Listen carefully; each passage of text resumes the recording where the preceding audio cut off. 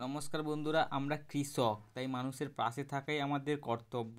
তাই আজ নিয়ে চলে এলাম পালং শাক। পালং শাক ভিটামিন ডি এবং হাইড্রোলাইটের পরিমাণ প্রচুর থাকে বলে তাই আজকে পালং শাক কী করে টবের মাধ্যমে গঠিত করতে হবে এবং বাড়িতে খুব সহজ পদ্ধতিতে সেটা আলোচনা করব। তাই ভিডিওটি শেষ পর্যন্ত দেখুন। প্রথমে পালং শাক ব্যবহার করার জন্য কিছু পরিমাপ পালংয়ের বীচি বাজার থেকে কিনে আনতে হবে এবং কিছু পরিমাপ থলি বা টব ব্যবহার করুন, যাতে ওই পালং শাকের উৎপন্ন উদ্ভিদ থেকে উদ্ভূত গাছ উৎপন্ন হতে পারে। তাই পালংয়ের বীজগুলোকে ভালোভাবে ছিটিয়ে ওই গাছের মধ্যে দিয়ে দিতে হবে এবং দেওয়ার পর কিছু পরিমাপ অল্প পালং শাক দেওয়ার পর দেখতে পাবেন যে আমার দুদিনের পর পালংয়ের বীজ থেকে কি করে গাছ উদ্ভূত হয়েছে।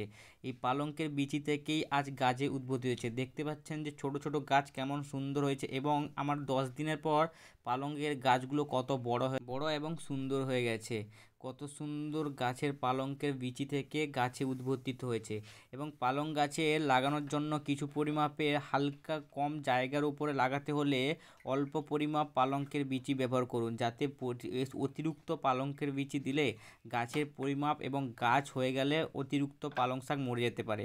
দেখতে পাচ্ছেন যে আমার পালং শাক কত বড় হয়ে গেছে। আজ 15 দিনের পর আমার পালং শাক মাটিতে লাগানো হয়েছে এবং কত বড় হয়ে গেছে। পালংয়ের বীজ থেকে আজ পালংয়ের গাছ। আর পালংয়ের খুবই ভিটামিন ডি এবং হাইড্রোপ্রোটিন, একটা ক্যালসিয়াম জাতীয় রক্তের শর্করা এবং ভিটামিন এবং খুবই অল্প পরিমাণ পালং শাকের মধ্যে রক্তে এবং হাইড্রোপ্রোটিন পরিমাপ ভরপুর থাকে। তাই বাজার থেকে পালং শাক কেনার থেকে বাড়িতেই ব্যবহার করুন। ছোট গাছের বীজ থেকে পালং শাক তৈরি করুন।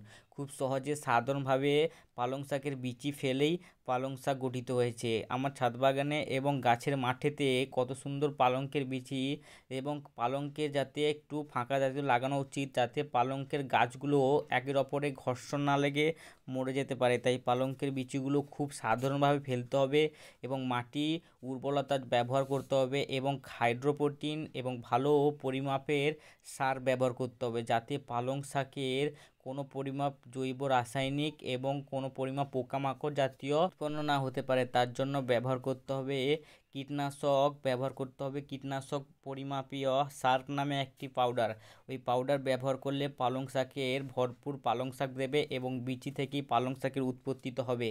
এবং এই পালং শাকই দেহের খুবই পরিমাপগত ভিটামিন এবং ভিটামিন ডির পরিমাপী একটি হাইড্রোপ্রোটিন, পটাশিয়াম এবং খুবই অল্প পরিমাপের দেহের প্রচুর রক্ত উৎপন্ন করতে পালং শাক। তাই পালং শাকের খাওয়া এবং পালং শাক খুবই দেহে এবং স্বাস্থ্যের জন্য খুবই উপকারিতা।